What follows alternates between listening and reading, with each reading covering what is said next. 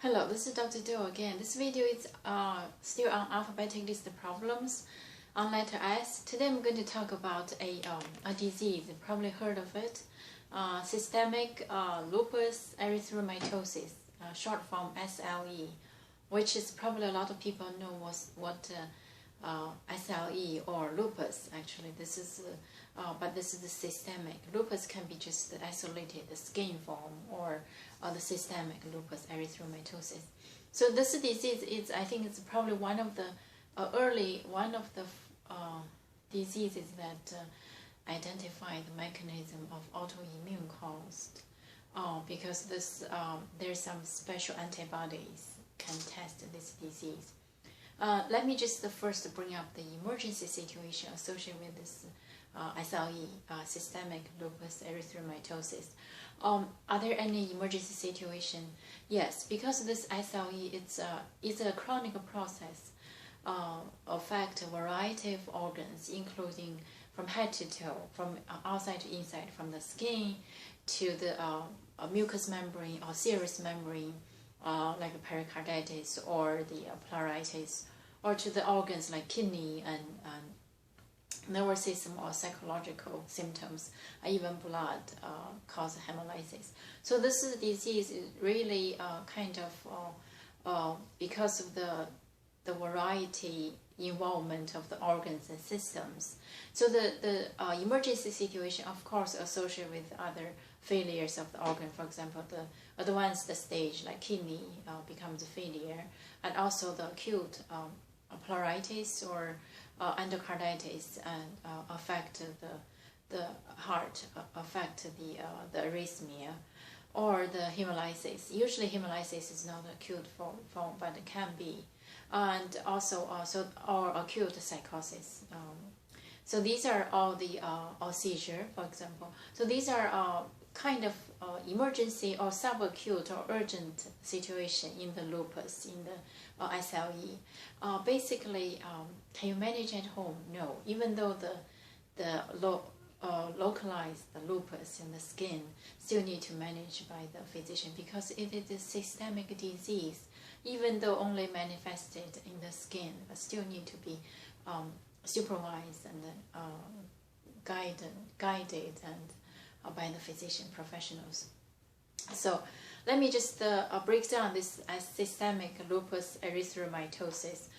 The presentation could be variety. It could be all of them, or could be isolated, some of them. From the very, like the skin, for example, skin have the typical malar rash, like a butterfly around the nasal bridge, and also could be the discoid lupus in the skin, or other kind of rashes, or could be the in addition to the skin, like I mentioned, the joint arthritis, sometimes probably just presented as arthritis, or kidney problem, proteinuria, for example, or anemia. These are the presentations. They sometimes, in order to diagnosis of the lupus, usually have the criteria to meet this criteria to test, and also serological test the antibodies, anti-nuclear antibody, and some other antibodies to diagnose this systemic lupus erythematosus. And also the hemolysis also can, because of autoimmune caused breakdown of red blood cells, cause anemia. So this is the in terms of the presentation, actually they all have to be presented in order to diagnose of at least 5 or 6 or 9 or 11. So this is the depends on how you categorize those.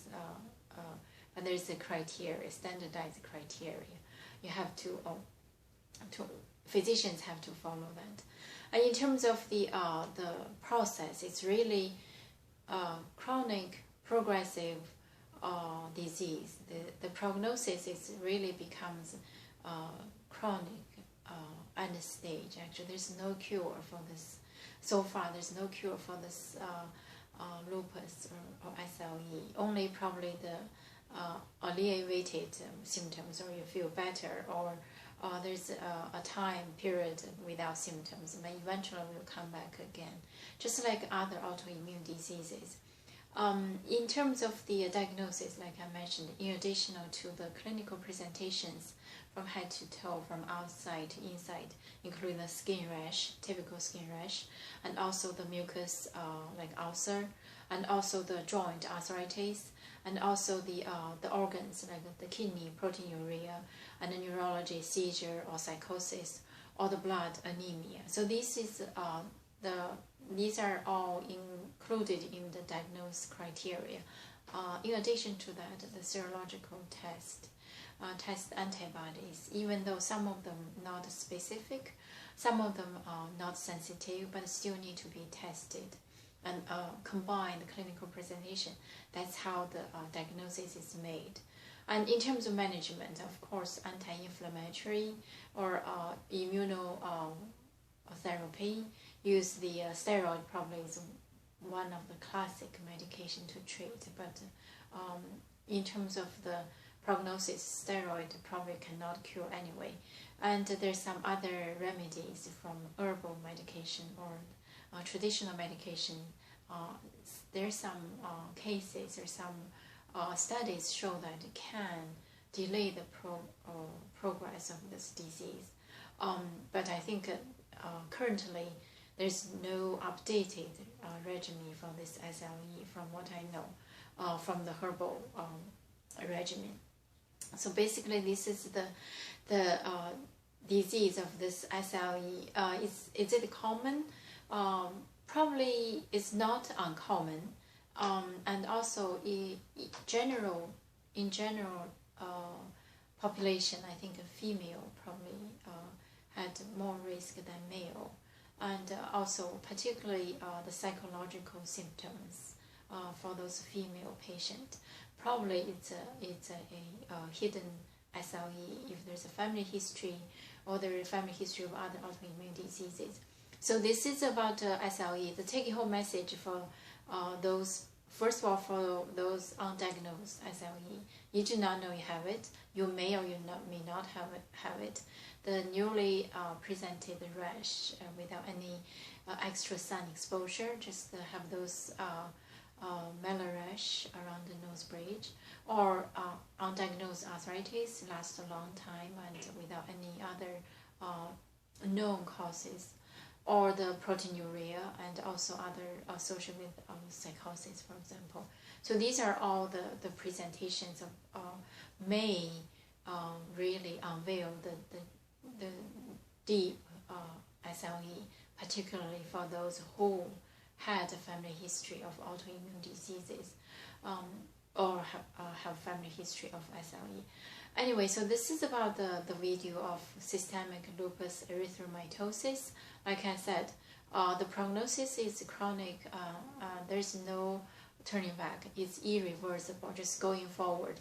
The purpose for treatment is to slow down the progress to improve the prognosis. So this is about the SLE, and taking home message is particularly for those who have family history of autoimmune diseases or SLE. So then if you have any of the symptoms I mentioned here, probably need to talk to your physician to do some tests to diagnose or to exclude.